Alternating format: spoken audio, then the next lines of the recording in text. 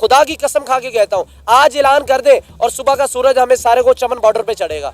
करके देखें, हम तो तैयार है भाई। हमारे हम कलमा पढ़ने वाले। आप बुलाएं ला इलाहा इल्लल्लाह पे हमें, हम ना आए तो फिर अगर हम ऐसे पाकिस्तानी आप बुलाएंगे हम नहीं आएंगे। आप बुलाएं अफगानिस्तान को ला इलाहा पे, आएगा अफगानिस्तान भी। आप टर्की को भी ला इलाहा पे बुलाएं, आएगा टर्की भी आपके पास। लिबनान को बुलाएं, कतर को बुलाएं, पता चल जाएगा ला इलाहा के साथ कौन है और मुल्कों के साथ। इसराइल एक दहशतगर्द कौम है और मतलब उन्होंने कितने फ़लस्तीनों को शहीद किया, कितने औरतें बेवा हो गए, कितने छोटे छोटे बच्चों को मतलब उन्होंने मार दिया।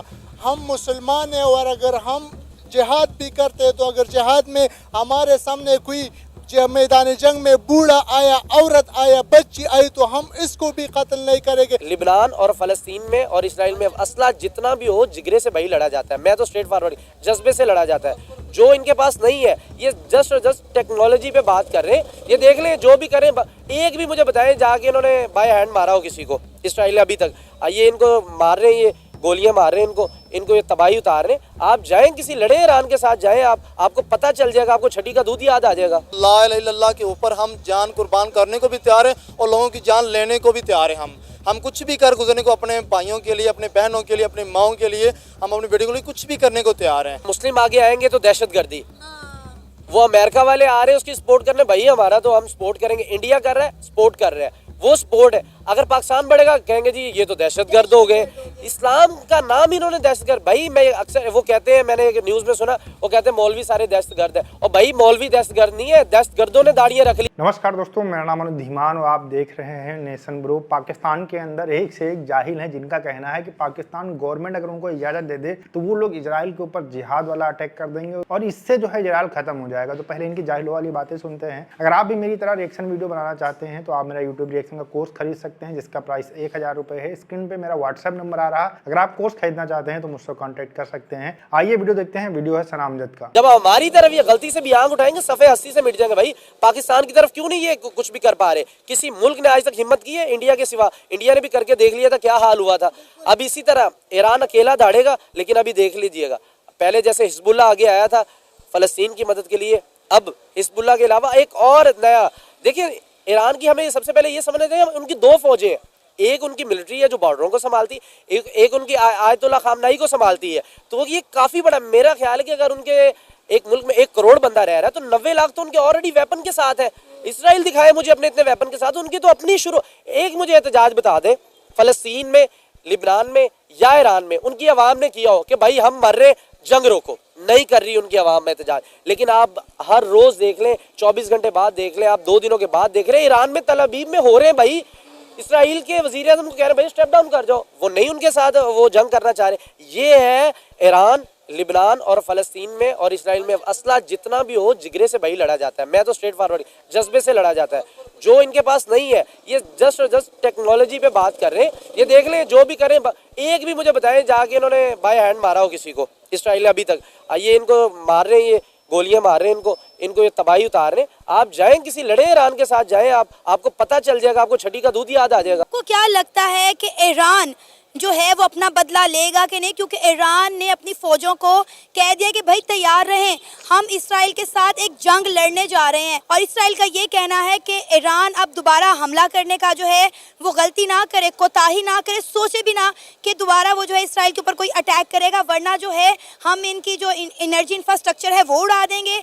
हम जो है इनके ये जो वेपन्स तैयार होते हैं, इनके एटमी मैन्युफैक्चरिंग जो प्लांट है, हम वो उड़ा देंगे। ये तो बिल्कुल जाहिलाना सी बात की है इसराइल ने। कभी जिंदगी में ये कर नहीं सकते, ये करेंगे खुद भी मरेंगे। ये उस तरह की चीज़ की तरफ इशारा कर रहे हैं जो लिबनान को भी ले डूबेगा, टर्की को भी ले डूबेगा और हमारे बलोचिस्तान सूबे को भी ले डूबेगा।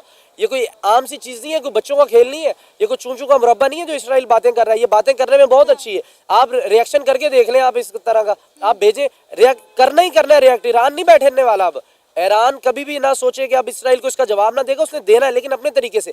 पहले भी उनका सदर गया, सबने कहा बड़े खामोश हो गए, फिर उन्होंने इस्माइल हानिया को वहाँ शहीद किया, फिर इन्होंने आवाम ने शुरू कहना हो गया यार अभी तक तो ईरान हो गया, 20 दिन होगा चुप। लेकिन उन्होंने बहुत तगड़ा उनको जवाब दिया। इसी तरह ईरान जवाब देगा अपने तरीके से। ये नहीं है कि भी वो जज्बात में आके कोई करेगा काम, करेगा। करके देख ले आप, पूरी दुनिया की इकॉनमी क्रैश पे भाई लग जाएगी। क्या कर रहे हैं आप, ईरान के तेल पे हमला कैसे कर सकते हैं, सोच भी नहीं सकते। और ना ही करने देगा जो इसराइल का बाप अमेरिका बैठा हुआ, वो नहीं करने देगा इनको, कभी भी नहीं करने देगा। और ये गलती करेंगे अगर इसको करेंगे। और अब इस जो बयान के आप 24 घंटे अगले देख लीजिएगा, उस पर आपको अनदर कंट्रीज का जो अब चुप बैठी हुई है वो भी अब उठेंगी कि भाई अब हमारी जान को भी खतरा पड़ जाएगा। अब टर्की का तैयब उर्दगान भी आगे आएगा, अब सलमान भी आगे आएगा। अब सलमान ने पहले तो सऊदी अरब में पाबंदी लगा दी थी कि भाई आप फलस्तीन और ईरान के हक में दुआ नहीं कर सकते, लेकिन अब उसको फिक्र होगी कि मेरी इन्ना लिल्लाहि व इन्ना इलैहि राजिऊन ना हो जाए। अब वह आएंगे।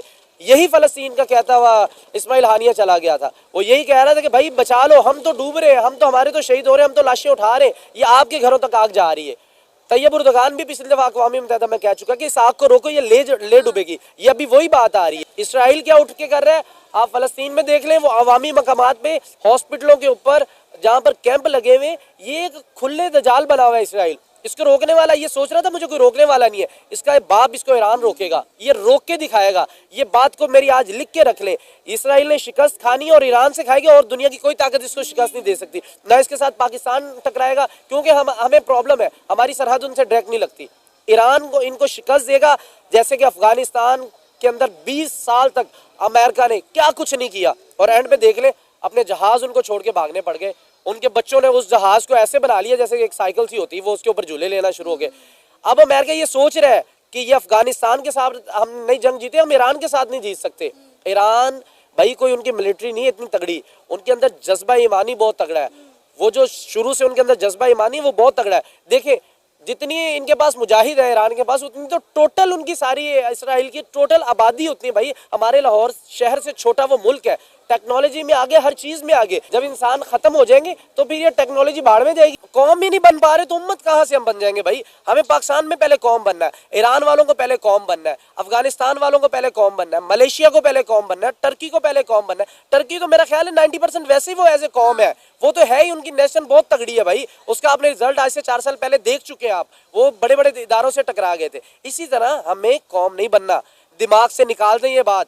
हमें उम्मत बनना है, हमें ये बॉर्डरों की सरहदों को भूल के हमें ऐसे उम्मत बनना, मुसलमान बनना पड़ेगा, फिर हम मुकाबला कर सकते हैं। वो भी आपके साथ जो कुफ्फार है, वो कुफ्फार बन के ही आपके साथ मुकाबला कर रहे हैं। आप देख ले अमेरिका में एक थोड़ा सा अटैक हुआ था तो किस तरह पूरी दुनिया ने मजम्मत शुरू, और जो बाइडेन को नहीं पता चल रहा फलस्तीन में क्या कुछ हो रहा है। उसको इसराइल के 7 फौजी मरते हुए पता चल गया, उनको जन्नत हासिल कर दिया गया, उनको पता चल गया, लेकिन उनको फलस्तीन के बच्चों का नहीं पता चल रहा, जिनकी लाशें बिल्डिंगों के नीचे हैं, जो हामला खातून नीचे दब गई हैं, जिनके पेट काटे गए, जिनके नौजवानों के मुंह के ऊपर गोलियां मारी गई। उन्होंने यही तो चेक किया है कि मुसलमानों की तड़प कहां तक जा रही है। कश्मीर पे उन्होंने जुल्म करके देख लिया, उनका कोई मुसलमान नहीं उठने वाला। ये जानबूझ के वो टच करते। दोस्तों आपने वीडियो देखा और इसमें ये जाहिल जो था इसने बहुत सारी झूठी बातें बोली हैं। एक एक करके हम बात करते हैं। पहली बात तो इसने ये बोला कि पाकिस्तान के ऊपर भारत के अलावा किसी ने अटैक नहीं किया है। अभी हाल ही में खबर आई थी और ये जाहिल जानता भी होगा कि ईरान ने ही इनके बलूचिस्तान वाले एरिया के ऊपर एयर स्ट्राइक कर दी थी, जिसमें कई सारे लोग मर गए थे। उसके बाद में पाकिस्तान ने उनके ऊपर एयर स्ट्राइक की थी। तो ये जाहिल जो होते हैं इनको कुछ पता नहीं होता है, इनको सिर्फ इजराइल सुनाई पड़ जाए, भारत सुनाई पड़ जाए तो ये पागल हो जाते हैं, उल जलूल बातें करने लगते हैं। अफगानिस्तान लगातार इनके ऊपर अटैक करता रहता है। टीटीपी वाले अफगानिस्तान के अंदर बैठकर इनके यहाँ पर जो है रॉकेट दाग देते हैं, और कई जिले अफगानिस्तान और पाकिस्तान सीमा के जो हैं वो टीटीपी के कंट्रोल में है, और ये कह रहे हैं कि इनके यहाँ पर कोई कुछ करता नहीं है। अगल बगल के जितने भी देश हैं चाइना को छोड़कर सब इनके ऊपर अटैक कर चुके हैं, और इन जाहिलों को लगता है कि पाकिस्तान के ऊपर कोई कुछ नहीं कर रहा है। दूसरी बात यहाँ पर यह है कि पाकिस्तान के जितने भी जाहिल हैं, पहले गाजा का जो हमास था उसके बारे में यही बोलते थे, उसके साथ में अल्लाह है और वो लड़ेगा, उनके बड़े जज्बा है और ये कर देंगे वो कर देंगे। आज देख लीजिए गाजा के क्या हालात हो चुके हैं। वहां पर लोग मर रहे हैं, भूख से मर रहे हैं, गोलियों से मर रहे हैं, और देखिए कितनी त्रासदी वहां पर हो चुकी है। लेकिन इन जाहिलों को शर्म नहीं आती है कि ये लड़ाई रुकवाने की बात करें। ये कह रहे हैं क्या ईरान में बहुत ज्यादा जज्बा है, ईरान जो है अब इजराइल को रोकेगा। मतलब पहले हमास के बारे में बोल रहे थे, हमास को इन्होंने खत्म करा दिया, पूरा गाजा खत्म करा दिया, वहां पर कितने सारे लोग मारे जा चुके हैं। अब ये चाहते हैं कि इजराइल की ईरान से लड़ाई हो और ईरान की भी वही हालत हो जाए। मतलब ये जाहिल लोग किसी भी तरीके से शांति की बात नहीं करेंगे, ये हमेशा लड़ने की बात करेंगे और फिर बाद में कह देते हैं भैया हमारे अंदर बड़ा जज्बा है। तुम्हारा जज्बा हम लोगों ने 1971 में देख लिया था, जिसमें पाकिस्तान के 2 टुकड़े कर दिए गए थे और 93,000 पाकिस्तान की जो आर्मी थी उसने सरेंडर किया था भारत के सामने। तो वो जज्बा वाली बातें हमारे सामने आप बिल्कुल ही ना करें। इजराइल को लेकर ये बात कर रहा था कि इजराइल वाले सिर्फ टेक्नोलॉजी से मारते हैं, हमास को खत्म करने में टेक्नोलॉजी के साथ साथ वो ग्राउंड लेवल के ऊपर भी ऑपरेशन कर रहे हैं, लेबनान के अंदर ग्राउंड लेवल के ऊपर ऑपरेशन कर रहे हैं। मतलब ये लोग कोई फैक्ट एंड फिगर के ऊपर बात नहीं करते हैं, ये कह रहे हैं कि सिर्फ टेक्नोलॉजी से मार रहे हैं, सामने से जाकर लड़ाई करके देखें। हमास से वो लगातार सामने से लड़ रहे हैं, लेबनान से लगातार वो सामने से लड़ रहे हैं। तो ओवरऑल जो पाकिस्तान के जाहिल हैं ये एक्चुअल में ईरान को बचाना नहीं चाहते हैं, गाजा को बचाना नहीं चाहते हैं, लेबनान को बचाना नहीं चाहते हैं, ये चाहते हैं कि इजराइल इन सारे देशों को खत्म कर दे। और इसी तरीके की बातें पहले करते थे गाजा के बारे में। आज उसके हालात देख लीजिए। अब आने वाले समय के अंदर अगर ये इन लोगों ने बात करना नहीं बंद किया, अल्लाह अल्लाह करते रहे और उसके बाद में कहते रहे कि ईरान के साथ में अल्लाह है, तो जाहिर सी बात है कि वो लोग भी ताव में आकर कहीं अटैक कर देंगे इजराइल के ऊपर, तो उनके भी हालात ऐसे ही कुछ नजर आएंगे जैसे गाजा के नजर आ रहे हैं। वीडियो कैसा लगा मुझे कमेंट सेक्शन में जरूर बताइएगा। मिलते हैं नए वीडियो के साथ। नमस्कार, धन्यवाद, जय हिंद, जय भारत।